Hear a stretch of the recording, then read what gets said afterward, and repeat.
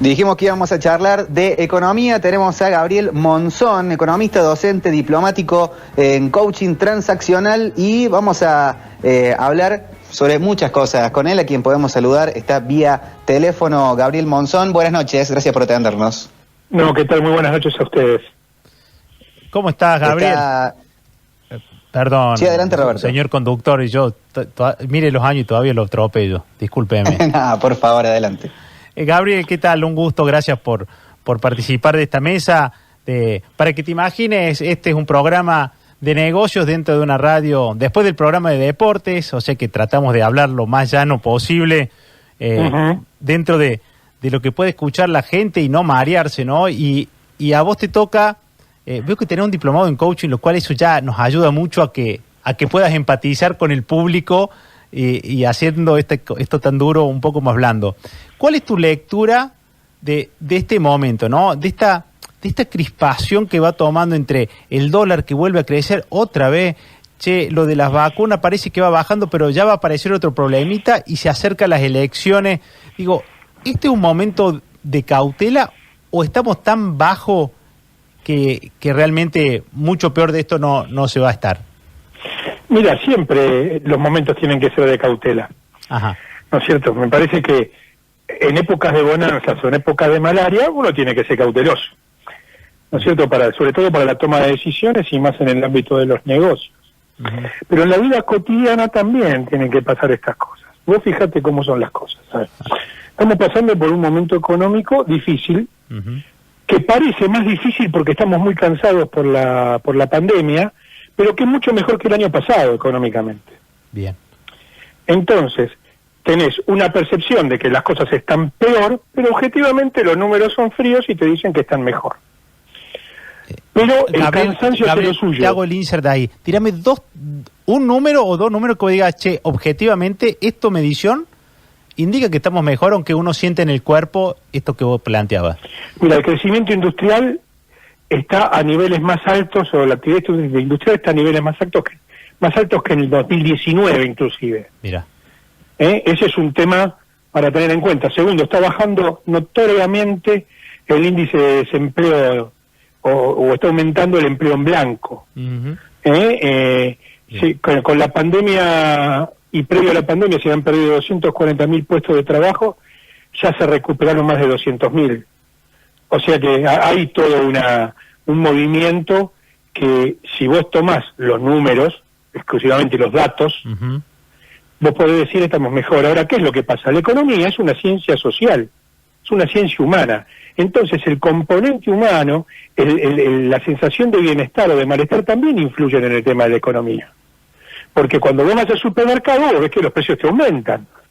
Y si los precios te aumentan, por más que a vos te aumenten en el bolsillo el dinero que te ponen a través de las paritarias, vos, estando cansado, seguís pensando que las cosas están peor y realmente no están, digamos, en el bolsillo de la gente todavía no se nota mucho el bienestar.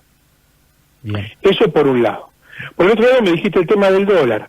Mirá, el dólar informal es un enorme título para un mercado pequeñísimo. O sea, cuando vos lees el dólar informal está en 180 pesos, etcétera, o sale algún pavote que no sabe nada de economía y te dice tiene que estar a 400 o demás, lo que se hace se genera como una expectativa que realmente trasciende muchísimo lo que es el impacto en la realidad. Para que vos tengas una idea, el dólar blue mueve con mucha suerte 5 millones por día. Con muchísima suerte. Eso no le mueve el avispero a ningún gobierno por más mal que esté. Pero nosotros tenemos una cabeza dolarizada en virtud de la historia económica argentina. Entonces, cualquier cimbronazo de esos hace que la gente, aunque no pueda comprar un dólar, se asuste. Porque también tenés que pensar en este sentido, cuánta es la cantidad de personas hoy que pueden tener algún tipo de ahorro en dólares, y la verdad que son muy bajos, son muy pocos. Entonces eso más o menos también te marca una tendencia. Está claro. Entonces vos tenés que tener ahí que tenés mucha cautela, porque el componente emocional también genera sensaciones no solamente de malestar, sino que genera acciones económicas que pueden llevar a algún tipo de problemas. Por eso, te voy a dar un ejemplo.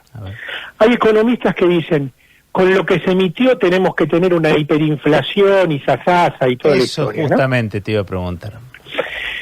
Si fuese la inflación un fenómeno monetario, que es una teoría que se dejó de tratar hace 100 años, 100 años, porque la inflación es multicausal, no solamente es un fenómeno monetario, sino hay un fenómeno de ofertas, un fenómeno de demanda, un fenómeno de expectativas, de especulación, de regulación de mercado, hay un montón de cosas que hacen a la inflación. Estados Unidos tendría que estar colapsado económicamente hoy, porque Estados Unidos en la pandemia triplicó su base monetaria. Y para que la señora y el señor que está escuchando entienda de lo que hablo, cuando se habla de base monetaria se habla de toda la plata que la gente tiene en el bolsillo y que la gente tiene en el banco. Vos imaginate, Estados Unidos para paliar la crisis, para paliar la pandemia, triplicó esa base.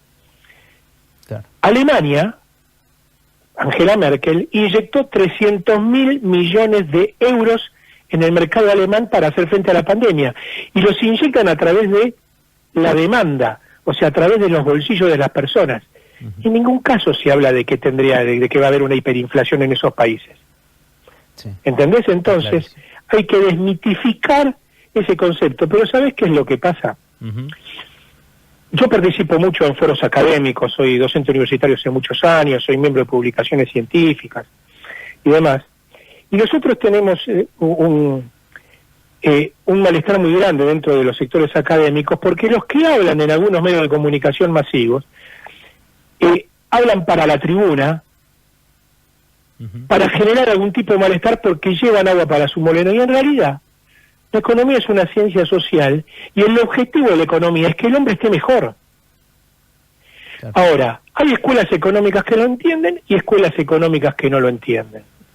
Por ejemplo, allá en Córdoba, vos tenés economistas de enorme prestigio, como Alfredo Blanco, que fue decano de la Universidad Económica, un tipo absolutamente sensible y entiende la cuestión como una ciencia humana, ¿no es cierto? Y por otro lado tenés nacido en San Francisco a Domingo Cavallo, que nos destrozó. Entonces vos tenés ahí dos tipos que saben de economía desde un lugar distinto, uno desde el escritorio y otro desde la realidad efectiva. Y la economía se tiene que vivir desde la realidad, ¿entendés? Porque vos cualquier medida económica que tomes afecta el bolsillo de la gente. Y la gente tiene que vivir mejor porque para eso está la economía. Pues a mí yo le digo siempre a mis alumnos que nosotros como economistas tenemos la obligación de ver siempre la mitad del vaso vacío, no la mitad del vaso lleno. Porque mientras exista pobreza nosotros tenemos obligación de seguir investigando para tratar de eliminarla. Y cuando en algún lugar te dicen o se pone de moda el concepto de pobreza estructural, nosotros saltamos como leche hervida diciendo la pobreza estructural no debe existir porque es un presupuesto que dice que siempre va a haber pobres. Y nosotros consideramos que no, porque la economía tiene que llevar bienestar. ¿La situación del país es jodida? Es jodida. ¿La del mundo es jodida? Es jodida. Es jodida. La pandemia trajo muchísimo despelote. Los únicos que están teniendo, las únicas industrias, digamos, a nivel global, que están teniendo superávit maravilloso, son la industria bancaria, que nunca pierde, y los laboratorios farmacéuticos con el tema de las vacunas. Después el resto está aguantando. Y de a poquito las cosas se van a ir acomodando, pero la realidad es esta, es algo que te viene de imprevisto, y frente al imprevisto vos tenés que sacar toda tu sapiencia. Ahora, ¿vos cómo lo podés hacer? Lo podés hacer desde las teorías del escritorio o llevando la economía a la realidad. Y me parece que nosotros lo que tenemos que hacer es llevar la economía a la realidad para solucionar el problema de la gente. Gabriel, yo sé que esto está probablemente en las antípodas, no digo probablemente, casi lo afirmaría, pero desde la honestidad profesional, cuando escuchás a Milei, a Javier Milei, que desde lo argumental, es profesionalmente honesto lo que plantea, digo, porque plantea cosas que parecieran que fueran mágicas y con un nivel de convencimiento, y nadie lo ha implementado. No sé si lo implementa alguien en las teorías que él dice en algún lugar del mundo, pero lo plantea como una posible solución y a salir de la pobreza. Mira, vos viste cuando empezamos la charla que yo te dije que había economistas que hablan para la tribuna, ¿no? Uh-huh. Y que había algunos que atrasaban 100 años. Bueno, la escuela a la que adhiere Milei, que se llama Escuela Austríaca, es una escuela que está caduca hace más de 100 años. Milei es un ignorante económico, y asumo lo que digo, Uh-huh. porque no es la primera vez que lo digo, y es un ignorante económico porque las políticas que él pretende, cuando se aplicaron, fracasaron en todos lados. Primero, el liberalismo absoluto no existe. Cuando uno habla de liberalismo está hablando de una absoluta utopía, porque frente a la menor regulación del Estado en cualquier ámbito, el liberalismo deja de existir. Uh-huh. Pero segundo, no es una escuela liberal, es una escuela neoliberal. Y para que entendamos la diferencia, los liberales y los marxistas, que son las antípodas, Uh-huh. establecen que el valor de las cosas está dado por el valor del trabajo. ¿Esto qué significa? Significa que yo, para darle un valor a un vaso, tengo que tener en cuenta cuáles son los insumos que lleva ese vaso y cuánto es el valor de la mano de obra que lleva ese vaso para establecer cuál es su costo. En base a eso se le establece una suma de ganancias razonable y se trata de ubicar en el mercado. Esos son los liberales y los marxistas. Los neoliberales, como Milei, adhieren a una teoría que se llama teoría subjetiva del valor. ¿Qué dice esta teoría subjetiva del valor? Que los bienes, o que el vaso, no vale lo que te costó producirlo más el margen de ganancia, vale lo que en el mercado están dispuestos a pagar. Entonces se generan movimientos especulativos porque siempre hay alguien que tiene mayor poder que otro en un mercado y es el que maneja el tema de los precios. Y si el Estado no existiese, esos precios serían inaccesibles para la mayoría y se generarían concentración de mercados. Cuando hablamos de mercados, ¿sabes a lo que nos referimos? Para que también la gente entienda, porque cuando la gente escucha mercados piensa automáticamente en el dólar, en los bancos. En economía se habla de mercado por cada producto. Tenés el mercado del café, el mercado del té, el mercado de los servicios, el mercado de las gomas de los autos. Uh-huh. ¿Entendés? Entonces hay que tener en cuenta algunas sutilezas. Milei, como Tetaz, por ejemplo, Claro. o demás, tienen una postura que desde el escritorio es maravillosa. Desde el escritorio es maravillosa, pero que choca con la realidad. Vos sabés que en economía hay dos ramas, está la economía normativa y la economía positiva. La economía normativa es la que elabora las normas. Es la que vos te sentás en un escritorio y decís, y te voy a dar un ejemplo, si aumenta el precio del café, la gente consume menos café. Claro. ¿Sí? Ahora, si yo te digo que aumente el precio del café, pero después sale Tinelli y te dice que si vos tomás café sos más lindo, te crece el pelo, dejás de tener celulitis y demás, por más que aumente el café, vos vas a seguir consumiendo café. Porque la realidad es mucho más amplia que la norma. Uh-huh. Entonces, cuando estos economistas, o pseudoeconomistas, salen con estas teorías que te parecen absolutamente lógicas, son lógicas desde el escritorio, pero en la realidad no son lógicas, porque en la realidad fracasan siempre. Y esto es lo que nosotros tenemos que tener en cuenta. Bien. Vos sabés que en el año 83, cuando Alzogaray sacaba su partido, la UCD, tenía una gráfica donde decía, si vos tenés una vaca y un toro, después tenés una vaca y un toro y un ternero, y a los 2 años tenés 2 terneros, entonces después vos podés tener 8 vacas, y te hacía todo un planteo que era absolutamente lógico.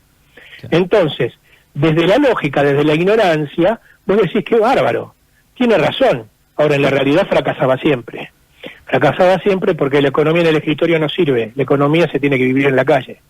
Y esto es un tema que la mayoría de estos pseudoeconomistas no la ven. Ahora se ponen locos, gritan o sacan los créditos UBA y demás, sabiendo a todas luces de que todo iba a fracasar. Y sin embargo, ellos no creo que tengan mala voluntad, ¿eh? ¿No? Yo creo que tampoco tengan malas intenciones. Lo que sí es claro que sus intenciones son muy distintas a las de un grupo de economistas como el que yo adhiero. Entonces ahí estamos en un problema. Clarísimo, clarísimo. ¿Víctor? Estamos hablando con Gabriel Monzón, economista. Gabriel, hablamos de varias variables de la economía en la Argentina. Nos acostumbramos a convivir con la inflación. Pocas veces se habla del ingreso. No sé si coincidís. Y no son como cosas que se van adelantando unos a los otros. Estamos acostumbrados a que vemos cuánto más o menos puede haber de inflación y de ahí se intenta la paritaria para el salario, para el ingreso. Pero es como, ¿qué primero? ¿El huevo, la gallina, la inflación, el ingreso? ¿El ingreso cuando aumenta genera inflación? ¿Cómo se manejan esas dos variables? Y si es que está correcto pensar la economía de esa forma. Vos sabés que es muy interesante lo que vos estás planteando, Víctor. Muy, muy interesante. Hay un viejo adagio que dice que los precios suben por el ascensor y los salarios por la escalera. No sé si alguna vez lo escucharon. Y también existe el mito de que el aumento de salarios lo que hace es provocar aumento de precios. Eso es absolutamente falso. Porque yo te digo, ¿sabes cómo se generan los precios? Los precios se generan porque hay alguien que compra y hay alguien que vende.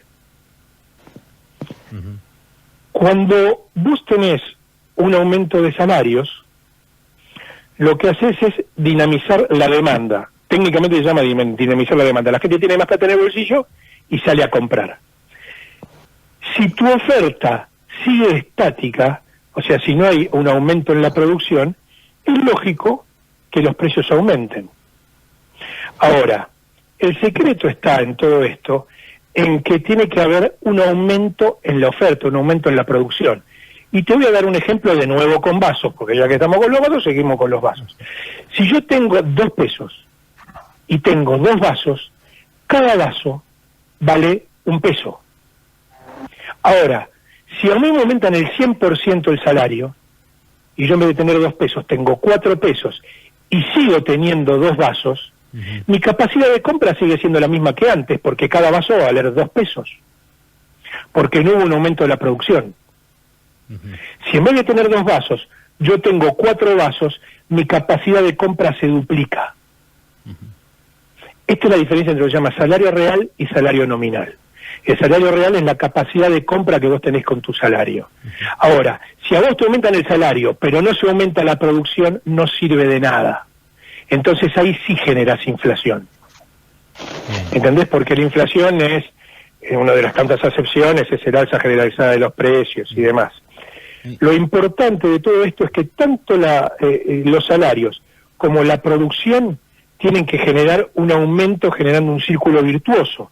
Tiene que haber más producción para satisfacer la mayor cantidad de demanda que puede llegar a existir.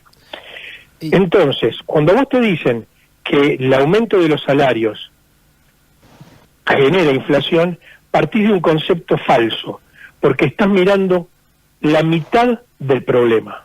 Claro. El conflicto es mucho más amplio.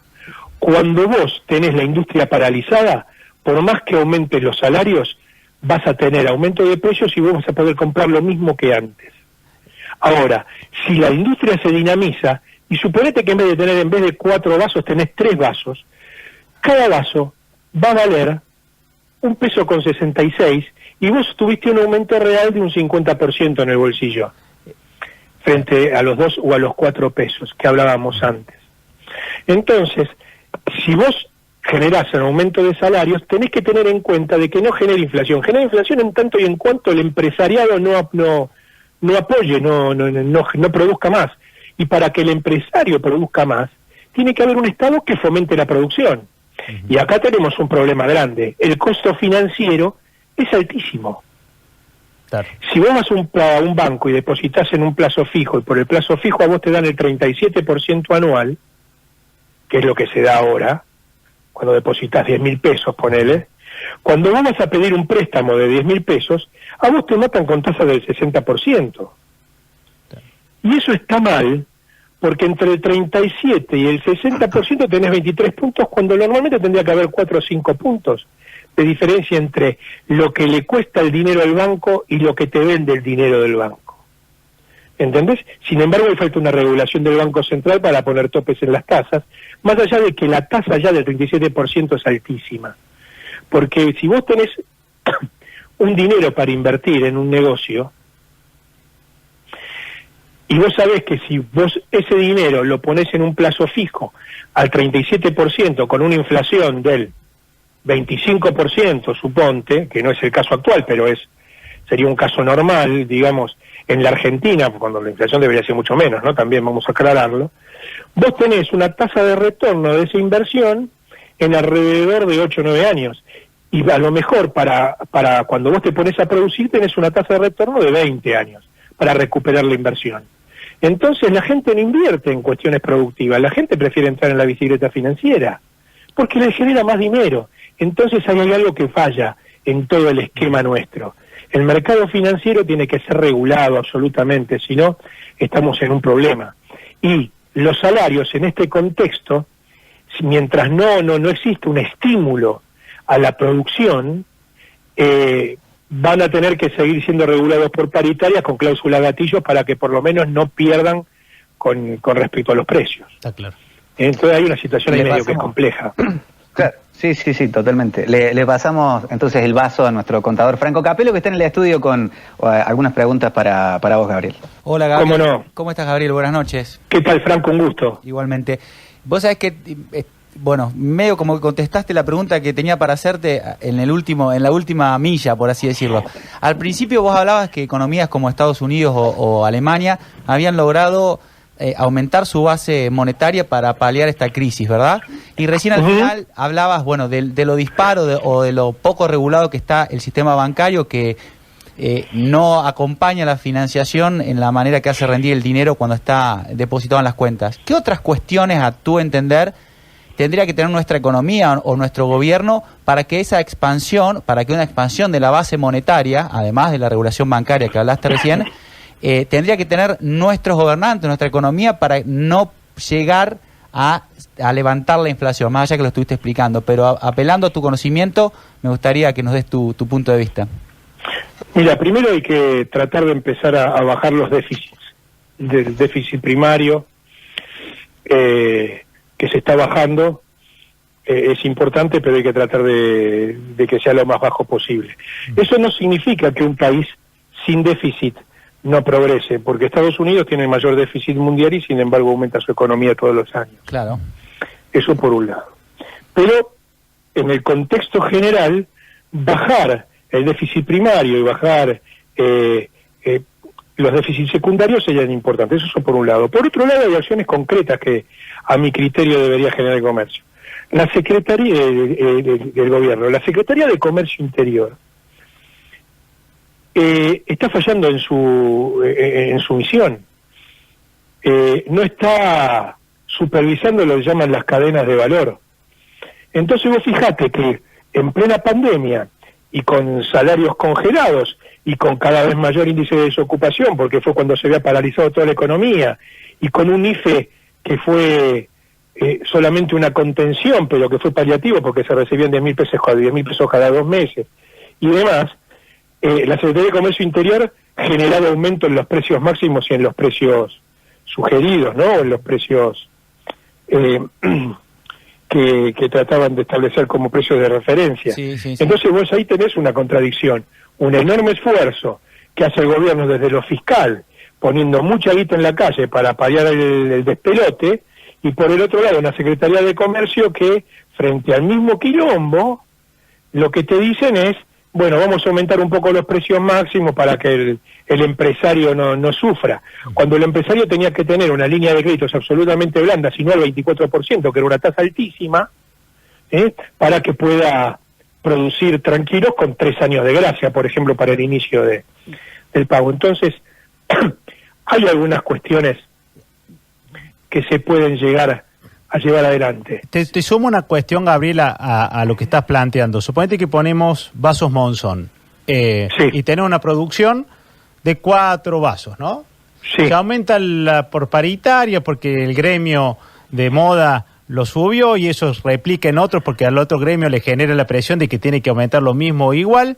Ahora, ¿cómo convenzo a Gabriel Monzón de que invierta y que no esté pendiente de que, porque si cambia el gobierno y vuelve y cambia la dirección, ¿qué hago con la capacidad instalada, la gente que contraté la indemnizo? ¿Cómo hacemos esa alienación que tiene hoy el emprendedor o el empresario que tiene que vivir cada 4 años?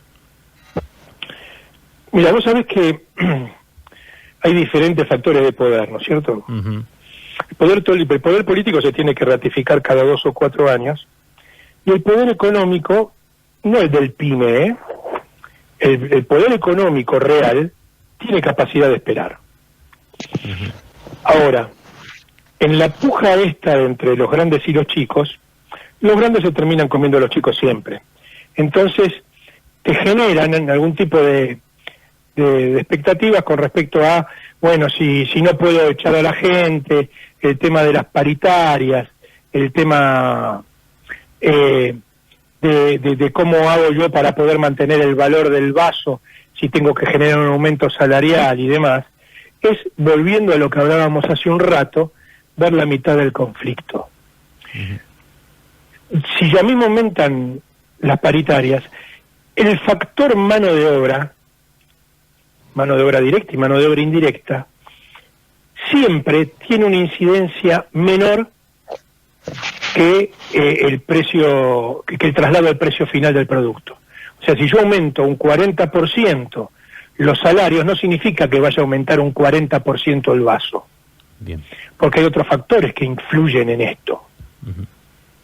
Por lo general, cuando hay un aumento del 40%, el reflejo en los costos es entre el 20 y el 25%. Esto haría lo que hablábamos antes de la generación de un ciclo virtuoso, porque se puede llegar a producir y tu salario real sigue estando arriba. Ahora bien, yendo a lo que vos decís, que es el problema este de cómo la gente se va a arriesgar a invertir si cada 4 años le cambian la bocha del juego y toda la historia, aquello, hay situaciones que no tienen que ver con la seguridad jurídica, pero sí tienen que ver con falta de regulaciones de mercado. Y cuando hablo de falta de regulación de mercado no hablo de control de precios, hablo de regulaciones del mercado. Regular el mercado es evitar la concentración de producción en muy pocos productores, se tiene que generar la diversificación y la generación de mercados regionales y de producciones locales, claro. Además, que puedan llegar a generar un tipo de compensación en las cosas. Estamos muy lejos de eso, ¿eh? Bueno, justamente un oyente, Ariel, nos pregunta, que te preguntemos si crees que se respeta la ley de oferta y demanda en el país. No, de ninguna manera. Pero no solamente no se respeta en el país, no se respeta en ninguna parte del mundo. Ajá. Mira. Para eso el Estado tiene que ser fuerte y tratar de descompensar el tema. Vos sabés que el mercado de competencia perfecta, que es lo que te levantan los liberales como Milei o algunos otros que dicen que saben de economía, tiene algunas normas que se tienen que cumplir.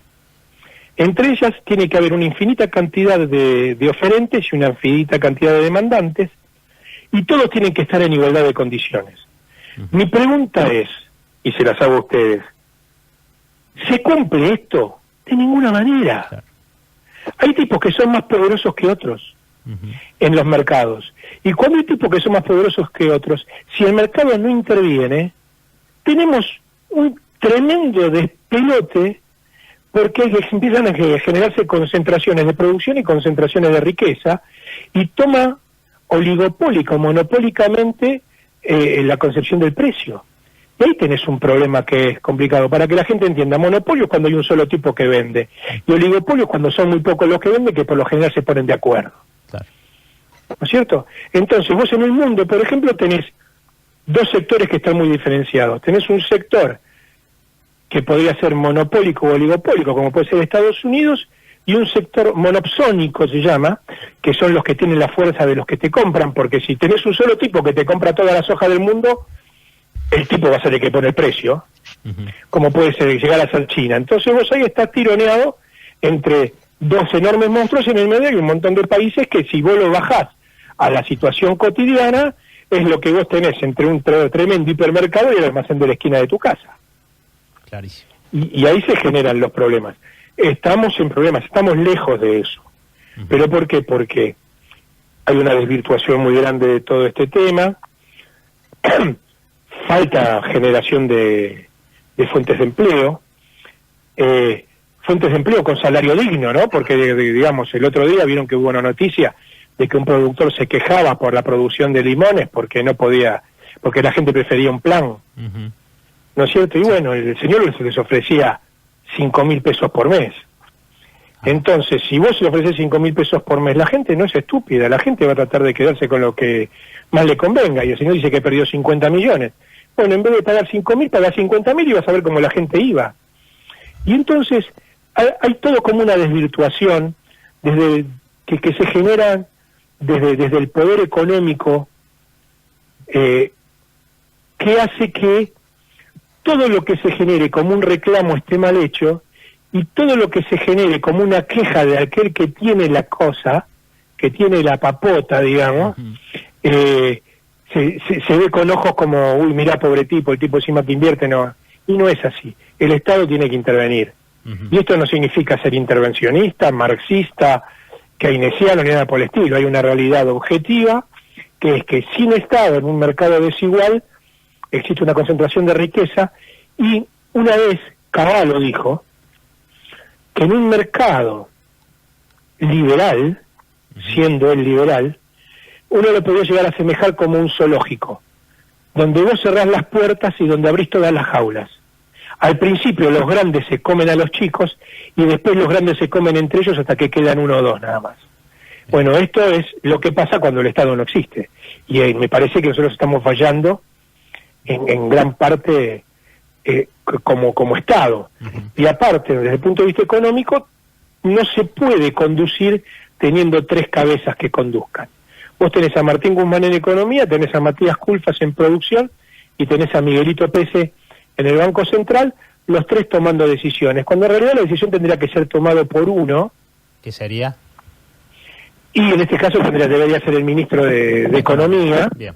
¿No? Y que es el que está llevando adelante las negociaciones de la macro y todo lo demás, y no tendría que haber contradicciones, ¿entendés? Pero por un lado, vos lo tenés a Guzmán negociando con el Fondo Monetario, una negociación que va a llegar a buen término, por más que dure 2 meses más, 3 meses más, tratando de generar tasas cada vez más bajas, y por el otro lado tenés tasas altísimas internas.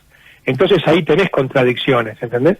Quisieran en algún momento, en algún momento habrá que corregirlas. También es cierto de que si vos bajás la tasa de interés, la gente se te corre al dólar. Entonces también se utiliza como un mecanismo de regulación del dólar paralelo y una serie de cosas más, pero que con imaginación y con buena voluntad y con una mano un poquito más dura se puede llegar a controlar. ¿Estamos lejos? Estamos lejos. Estamos muy lejos, no tan lejos, pero estamos lejos. Clarísimo. Gabriel, muchas gracias por tu tiempo y por la charla. No, por favor, espero haber estado a la altura de las expectativas de ustedes. Claro que sí. Gracias, Gabriel. Muchísimas Placer. gracias. No, Buenas noches. por favor, un abrazo muy grande a todos. Saludos.